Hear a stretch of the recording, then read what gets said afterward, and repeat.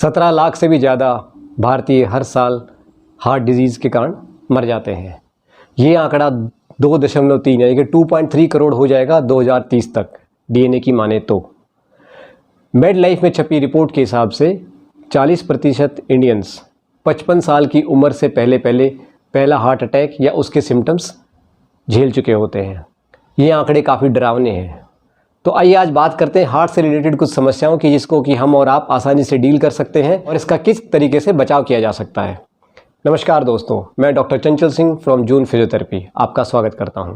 तो आप जानते हैं कि 80% हार्ट अटैक्स प्रिवेंटेबल है, यानी कि 80% जो हार्ट अटैक से डेथ होती हैं वो कम्प्लीटली प्रिवेंटेबल है। बस हमें समझना है कि क्या क्या हमें चेंजेस करने हैं और क्या क्या उपाय हम खुद को बचाने के लिए कर सकते हैं। इसके लिए सबसे इम्पॉर्टेंट है कि हार्ट अटैक होता क्या है और इसके क्या कारण होते हैं। आप किसी भी बीमारी को ले लीजिए हार्ट से रिलेटेड, क्योंकि हार्ट को हम अकेले ट्रीट नहीं करते, हम इसको कार्डियोवैस्कुलर डिजीज़ बोलते हैं, यानी कि हार्ट और उसके आसपास में जो नसें सप्लाई करती हैं ब्लड को, उन सब की बीमारियों के कारण भी हार्ट अटैक आ सकता है। तो इसको स्टैंड अलोन ट्रीट करना या स्टैंड अलोन समझना काफ़ी मुश्किल होगा। कुछ मेजर 4 कंडीशंस हैं जो इंडिया में ज़्यादा पाई जाती हैं। सबसे पहला आता है coronary artery disease. Coronary arteries वो आर्टरीज़ होती हैं, यानी कि वो नसों की धमनियाँ होती हैं जो हार्ट को ही ब्लड सप्लाई देती हैं। मेनली 3 होती हैं। तो जब हार्ट को खुद ही ब्लड नहीं मिलेगा तो उसके जो सेल्स हैं, जो मसल्स हैं, वो they will die right without oxygen. तो ये उसकी एफिशिएंसी को घटा देंगे, वो ब्लड पंप नहीं कर पाएगा और इससे हार्ट अटैक के चांसेस बढ़ जाएंगे।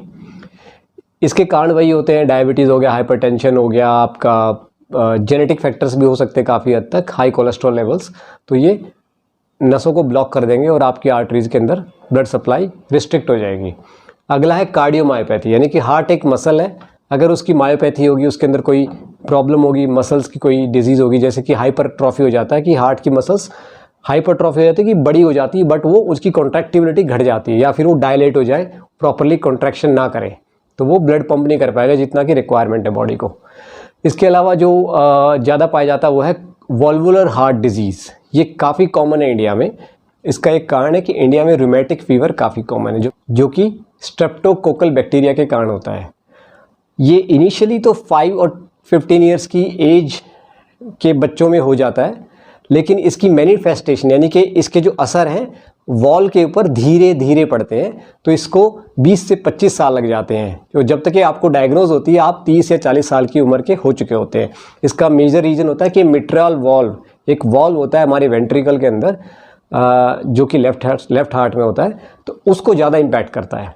तो ये रूमेटिक फीवर के कारण वॉल्वुलर हार्ट डिजीज़ काफ़ी कॉमन है। इसके अलावा अलग 3 वॉल्व और है, तो इनमें से किसी भी हार्ट कि किसी भी वॉल में रीगर्जिटेशन हो, यानी कि वो लूज बंद हो, ताकि उसके ब्लड लीक हो रहा हो वापस और वो प्रॉपरली पुश ना हो रहा हो, तो इसके कारण भी काफ़ी हार्ट फेलियर के कारण आपको हार्ट अटैक आ सकते हैं।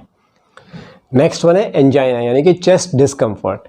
तो ये चेस्ट डिस्कम्फर्ट किसी भी हार्ट अटैक केस में आपको फील होता है। तो हम इसको एक थोड़ा समझ लेते हैं कि किस टाइप का पेन होता है। ये क्रशिंग पेन होता है, जो आपको पेशेंट बताएगा, काफ़ी क्रशिंग पेन होता है और इसके कारण टाइट प्रेशर फील होता है चेस्ट के ऊपर। Somebody is like sitting on your chest, people से कि भारी लग रहा है, मुझे चेस्ट पे काफ़ी बोझ लग रहा है। कभी कभी ये डल एक भी हो सकता है और फुलनेस मतलब कि भरा भरा भारी भारी शरीर लगता है उससे। इसका जो पेन है वो यूजुअली लेफ़्ट साइड आर्म में आ सकता है, जॉ में आ सकता है, अपर चेस्ट में फैल सकता है, दोनों हाथों में, और कभी कभी किसी किसी केस में ये एब्डोमिनल या बैक में भी हो सकता है।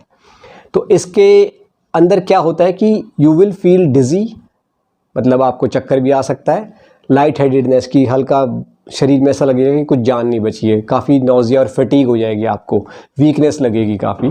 लेकिन फीमेल्स के अंदर ये सिम्टम्स कुछ अलग हो सकते हैं। अगर आप हाईली डायबिटिक हैं तो आपको साइलेंट हार्ट अटैक जिसको बोलते हैं, क्योंकि आपकी जो पेन कैरी करने की क्षमता होती है वो नहीं रहती है डायबिटिक पेशेंट्स में, तो उसको साइलेंट हार्ट अटैक भी हो सकता है।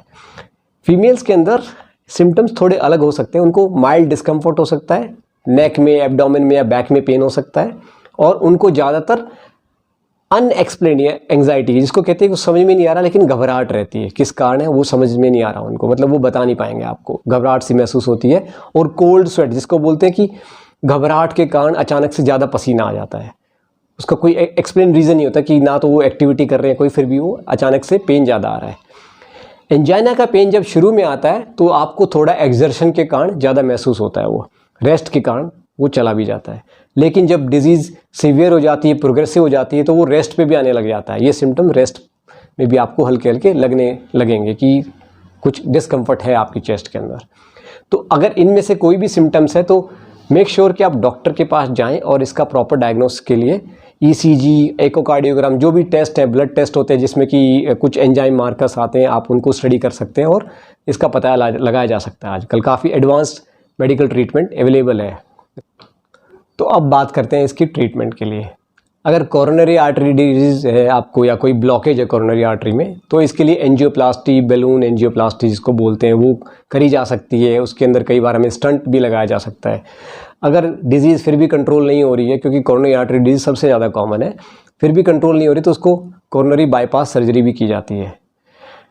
हम बात करेंगे जो हम अपने लेवल पे कर सकते हैं, आप और हम मिलके क्या कर सकते हैं इसके लिए, क्योंकि डॉक्टर अपनी medicine aspirin, low dose aspirin जो चलाते हैं, नाइट्रोग्लाइसरीन जो कि ब्लड वेसल्स को डायलेट रखती है, वो सब अपनी जगह पे है और उसके लिए डॉक्टर इंटरवेंशन कार्डियोलॉजिस्ट अवेलेबल है। लेकिन हम और आप क्या कर सकते हैं उसके बारे में जानते हैं।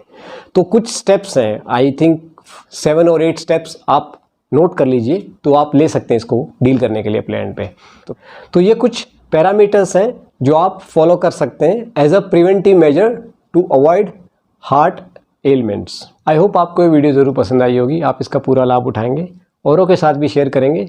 इस वीडियो को लाने का एकमात्र मकसद ये है कि आप प्रिवेंटिव हेल्थ केयर में कैसे आगे बढ़ सकते हैं। जानकारी ही बचाव है, ये नॉलेज की एज है। आप इसको जितना ज़्यादा शेयर करेंगे और इसके ऊपर जितना अमल करेंगे उतना इससे आपको फ़ायदा होगा। हमारे चैनल को लाइक, शेयर और सब्सक्राइब ज़रूर करें। फीडबैक के लिए कमेंट करें। Thank you for watching this video.